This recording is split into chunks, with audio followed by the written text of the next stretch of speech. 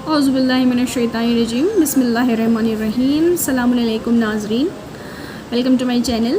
امید ہے آپ سب خیریت سے ہوں گے۔ قرآن پاک کی ایک بہت ہی مشہور آیت ہے، سورہ نساء کی آیت ہے کہ اور مردوں کا وہ حصہ جو انہوں نے اپنے قوت بازو سے حاصل کیا، اور عورتوں کا وہ حصہ جو انہوں نے اپنی قوت بازو سے حاصل کیا۔ یہ آیت اس بات کی دلیل ہے کہ اسلام نے کسی کی حق تلفی نہیں کی، اسلام کسی کے عمل کو ضائع نہیں ہونے دیتا۔ تو اب وہ لوگ جو یہ باتیں کہہ رہے ہیں کہ گویا اسلام میں حجاب، عورت کو حجاب پہنا کر اس کے رائٹس کو چھین لیا ہے، اس کے حقوق کی حق تلفی کی ہے، تو ایسا بالکل بھی نہیں ہے۔ آپ نے ایران کی عورتوں کو شاید نہیں دیکھا، عراق کی عورتوں کو نہیں دیکھا جو کہ حجاب میں رہ کے ترقیاں حاصل کر رہی ہیں، پلین اڑا رہی ہیں، انجینئر ہیں، ڈاکٹر ہیں۔ تو حجاب ہمیں کسی بھی طرح سے ہم بندش نہیں دیتا۔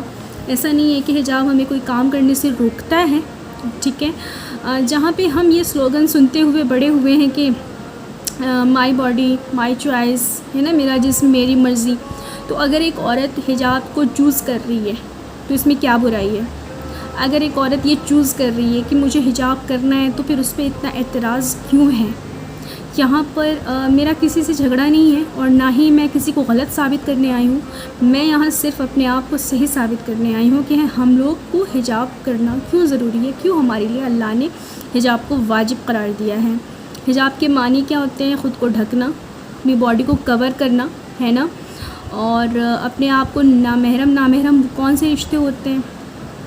آپ کے باپ، اپنے سگے بھائی، چچا سگے ماموں، اور دادا اور نانا اور شوہر، ان کے علاوہ جو بھی رشتے ہیں وہ ہمارے محرم نہیں ہیں۔ تو اسلام کے اکارڈنگ ان کے سامنے آپ کو اپنی باڈی کو کور کر کے جانا ہے، اور اپنے سر کو کور کر کے جانا ہے، ٹھیک ہے۔ یہ حجاب کا کانسیپٹ ہے، اور اپنے باڈی کے حصوں کو ظاہر نہیں کرنا ہے، تھوڑے ڈھیلے کپڑے پہننے ہیں۔ قرآن میں یہ بات بھی ثابت ہے۔ اس وقت میں آیت سے اس بات کو ثابت کر سکتی ہوں، اور کروں گی انشاءاللہ اسی ویڈیو میں۔ دوسری بات یہ کہ حجاب کرنے سے کیا واقعی اسلامی عورتوں کا حق چھینا جاتا ہے، حق تلفی ہوتی ہے؟ ایسا بالکل بھی نہیں ہے۔ حجاب سے ہمارا کوئی حق چھینا نہیں جاتا۔ یہ ایک ایسا پروٹوکول ہے جو ہمیں دیا گیا ہے، کیونکہ کسی بھی خاص چیز کو ہم کور کر کے رکھتے ہیں، اسے یوں ہی سڑکوں پر کھلا نہیں رکھتے، ٹھیک ہے۔ تو اسی طرح سے اپنی باڈی کو بھی کور کرنے کے لیے اللہ نے ہمیں حکم دیا ہے۔ اگر سارے مذہب اپنی چیزوں کو فالو کر رہے ہیں تو پھر ہمیں فالو کرنے میں کیا پریشانی ہے؟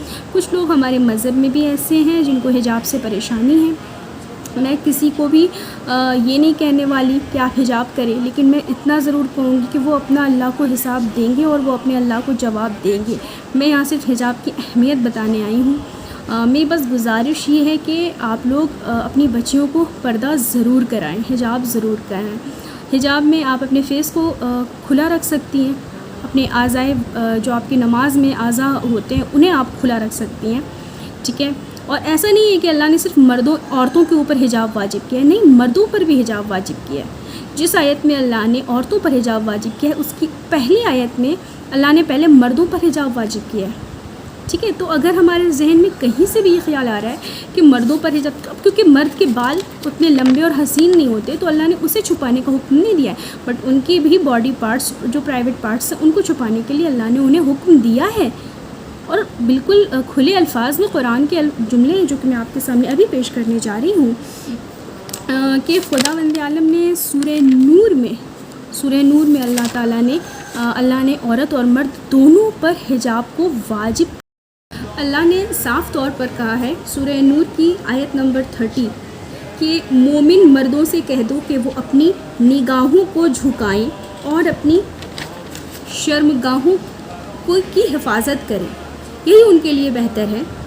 اس آیت میں اللہ مردوں کو حکم دیتا ہے کہ اپنی نگاہوں کو جھکائیں اور نامحرم عورتوں کو بری نگاہ سے نہ دیکھیں۔ تو اب جو لوگ یہ کہتے ہیں کہ مردوں پر کوئی بندش نہیں ہے، ایسا بالکل بھی نہیں ہے۔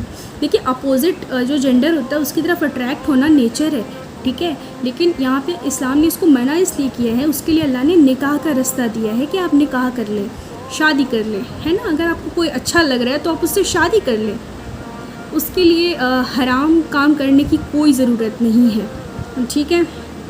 اگلی آیت میں اللہ نے عورتوں سے مخاطب ہو کے کہا ہے کہ اے حبیب کہہ دیجئے مومنات سے کہ وہ اپنی نگاہوں کو جھکائیں اور اپنی شرمگاہوں کی حفاظت کریں.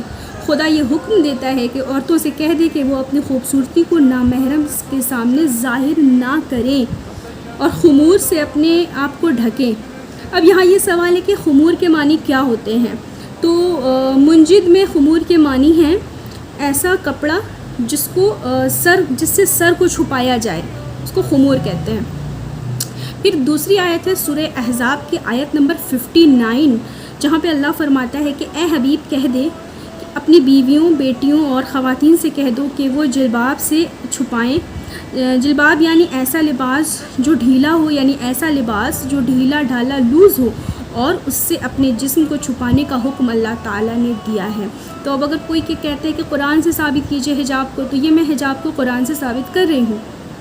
ٹھیک ہے، اگر ہم نے قرآن سے یہ سیکھا کہ جھوٹ بولنا حرام ہے، قتل کرنا حرام ہے، شراب پینا حرام ہے، تو پھر ہمیں حجاب کے بارے میں جو حکم اللہ نے مرد اور عورت کو دیا ہے ہمیں وہ بھی ماننا چاہیے. یہ بیسک جو حکم ہے اللہ کا وہ ہے، یہ کوئی عام حکم نہیں ہے. ٹھیک ہے، ان آیات سے یہ ثابت ہو گیا کہ اللہ نے قرآن میں عورتوں اور مردوں دونوں کو صاف طور پر حجاب کرنے کا حکم دیا ہے. ٹھیک ہے، اب عورت اور مرد دونوں پر ہے. مردوں کو بھی اپنے آپ کو کور رکھنا ہے، مردوں کو بھی اپنی باڈی جو ہے وہ دنیا کے سامنے نہیں دکھانی ہے.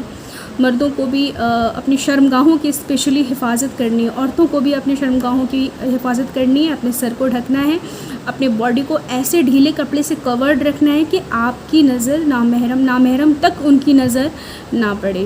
یہ آپشنل نہیں ہے، حجاب آپشنل نہیں ہے. اسلام میں حجاب واجب ہے، جیسے نماز واجب ہے، جیسے روزہ واجب ہے. ٹھیک ہے، ویسے ہی حجاب واجب ہے. تو یہ اللہ کا آرڈر ہے، یہ اللہ کے اصول ہیں. اس نے فطرت کے تقاضوں کو دیکھتے ہوئے یہ اصول بنایا ہے، لہٰذا اس پہ کوشچن اٹھانے کا ہمیں کوئی رائٹ نہیں بنتا.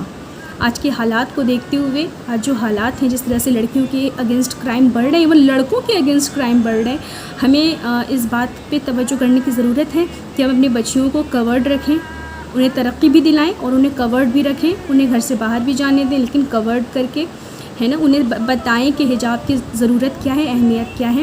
بھی فاطمہ زہرا سلام اللہ علیہ فرماتی ہیں کہ اپنی بچیوں کو بچپن سے پردہ کرنا سکھاؤ تاکہ بڑے ہو کر انہیں بے پردہ چہروں سے نفرت ہو جائے. ٹھیک ہے، تو اپنے بچیوں کو پردہ کرنا سکھائیں، حجاب کرنا سکھائیں. ہم الحمدللہ ہندوستان میں رہتے ہیں، یہاں پہ ہر کسی کو اپنے مذہب کی پریکٹس کرنے کا پورا حق ہے. ٹھیک ہے نا. اور اپنے مذہب، اپنے بچوں کو، اپنے بچوں اور بچیوں کو اس کی اہمیت بتائیں کہ حجاب ہمارے لیے کیوں ضروری ہے. کیونکہ میدان محشر شاید بیوی زینب ہم سے یہ سوال کر لیں کہ میری رضا تو ظالموں نے چھینی تھی، تمہاری رضا کس نے چھین لی تھی. اس وقت کے لیے جواب بھی تو تیار کرنا ہے. السلام علیکم ورحمۃ اللہ وبرکاتہ.